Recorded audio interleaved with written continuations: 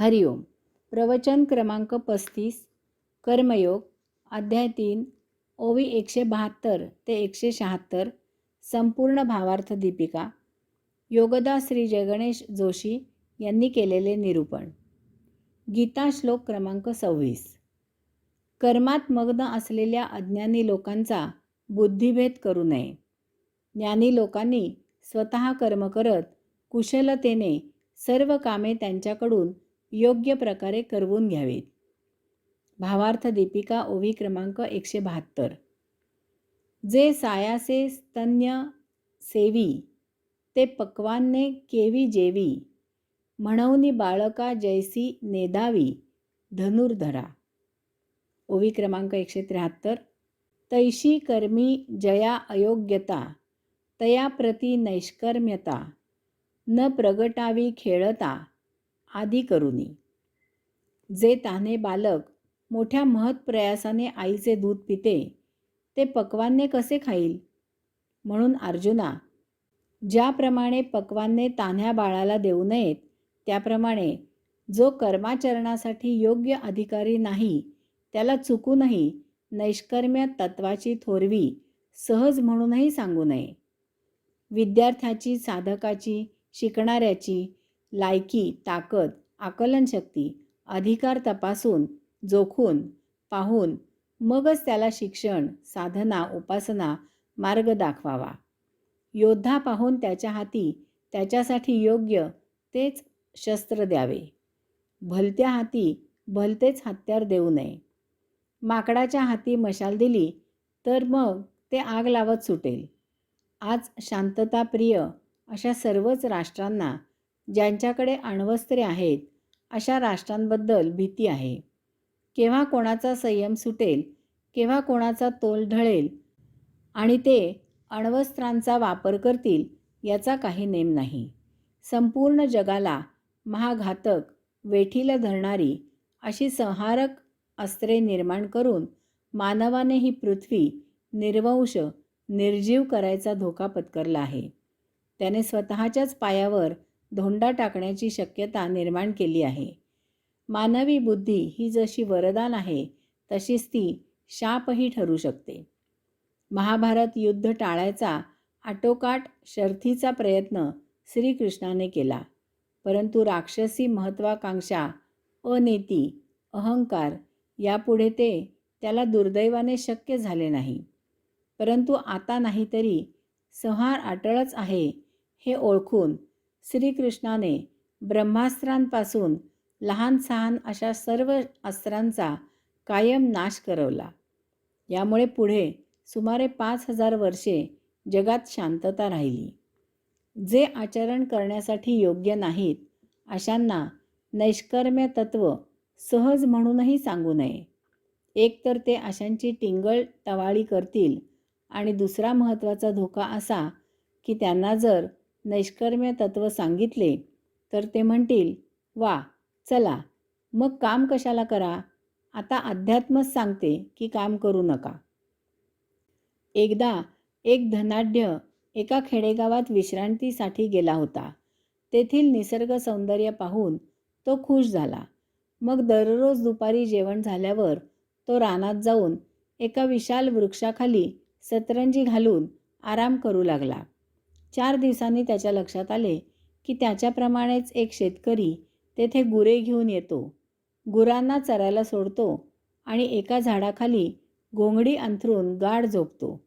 सायंकाळी गुरांना घेऊन गावात जातो. त्याचा तो आळशीपणा पाहून त्या धनाढ्याला त्याच्याशी बोलावे असे वाटले. तो त्या शेतकऱ्याला म्हणाला, मित्रा, तू असा येथे रोज येतोस का? त्यावर तो शेतकरी म्हणाला, मी लहानपणापासून असा येथे येतो. तेव्हा तो धनाढ्य त्याला उपदेश करत म्हणाला, मित्रा, असा रोज वेळ आळसात झोपून वाया घालवण्यापेक्षा तू दिवसभर धंदा का करत नाहीस? तेव्हा शेतकऱ्याने त्याला विचारले, त्याने काय होईल? धनाढ्य त्याला म्हणाला, तुला शेकडो, हजारो, लाखो रुपये मिळतील. शेतकऱ्याने त्याला विचारले, त्याने काय होईल? अरे, लाखो रुपये मिळाल्यावर तू माझ्यासारखा एखाद्या रम्य ठिकाणी जाऊन विश्रांती घेऊ शकशील. तेव्हा तो शेतकरी त्या धनाढ्याला म्हणाला, एवढे सर्व करून त्यानंतर जे करायचे ते मी लहानपणापासून आजपर्यंत दररोज करत आहे. अडाण्याला किंवा अतिशहाण्याला कधीही अध्यात्मतत्त्व सांगू नये, कारण त्यांना जीवनाचा सदुपयोग, सृजन, परस्पर सहकार्य, सामाजिक जबाबदारी वगैरे काहीही समजत नाही. एक वेळ उपाशी राहावे लागले तरी चालेल, परंतु काम तोबा तोबा. बापजाद्यांनी कधी केले नाही आणि शिकवले नाही. पिढीजात घर आणि आंबे फणसाची झाडे मिळालेली आहेत. त्यांना हंगामात आंबे फणस आपोआप येतात. ते कामगाराकडून काढून घ्यायचे आणि जे मिळेल त्यात आळस करत जगायचे. ओवी क्रमांक 174. तेथे सत्क्रियाची लावावी, तेची एकी प्रशंसावी, नैष्कर्मीही दावावी आचरोनी.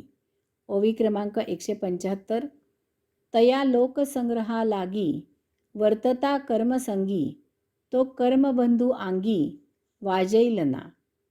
अशाला प्रथम आत्माचरणाने आचरण करायला उद्युक्त करावे आणि निष्काम सिद्धी प्राप्त झालेल्यांनी सत्कर्म करून त्याच्या पुढे आदर्श ठेवावा आणि मग त्याला त्याचे महत्त्व सांगावे. लोककल्याणासाठी अशांनी जरी कर्माचरण केले तरी त्यांना त्याचा कर्मबंध भोगावा लागत नाही. ज्यांना नैष्कर्म्य प्राप्त झाले आहे अशांनी स्वतः कर्म करून लोकांपुढे आदर्श ठेवावा. हे सर्व अशांच्या कलेकलेने घ्यावे. त्यांच्या योग्यतेचे काम त्यांना करायला उद्युक्त करावे आणि एकदा त्यांना कर्म करायची गोडी लागली की स्वतःच्या उदाहरणाने त्यांना कर्मयोगाचे महत्त्व समजून द्यावे आणि अशा कर्मयोगाद्वारे एक दिवस त्यांना नैष्कर्म्य दशा प्राप्त होईल. त्यांना अध्यात्माची गोडी लागेल. भौतिक संसारामधील सुखदुःखापेक्षा निर्लेप आनंदाची जाण येईल. सम्यक जीवनाचे महात्म्य जाणवेल. अपरिग्रहाचे महत्त्व पटेल. मग अतिरिक्त धन ते आपणहून आनंदाने समाजासाठी देतील. माऊली अशा प्रकारे नैष्कर्म्य प्राप्त झालेले जे असे प्रभूचे काम करतात त्यांना दिलासा देत आहेत की अशांनी जरी कर्माचरण केले तरी त्यांना त्याचा कर्मबंध भोगावा लागत नाही, कारण यात वैयक्तिक अयोगिक कर्म होत नाही. यासाठी माऊली पुढील ओवीत एक उदाहरण देत आहेत. ओवी क्रमांक 176. जैसी बहुरूपियांची रावो राणी, स्त्री पुरुष भावो नाही मनी, परी लोकसंपादनी तैशीची करीती. ज्याप्रमाणे बहुरूपी राजा राणीचे सोंग वठवतो, परंतु त्याच्या मनात स्त्री पुरुष असा भाव नसतो, परंतु पाहणाऱ्यांना त्याचे ते सोंग हुबेहूब वाटते. बहुरूपी खेळ करून दाखवण्यासाठी सोंग घेतो. पाहणाऱ्यांना ते जरी खरेच आहे असे वाटले तरी ते काही सत्य नसते. तो त्या बहुरूप्याच्या व्यवसायाचा एक भाग असतो.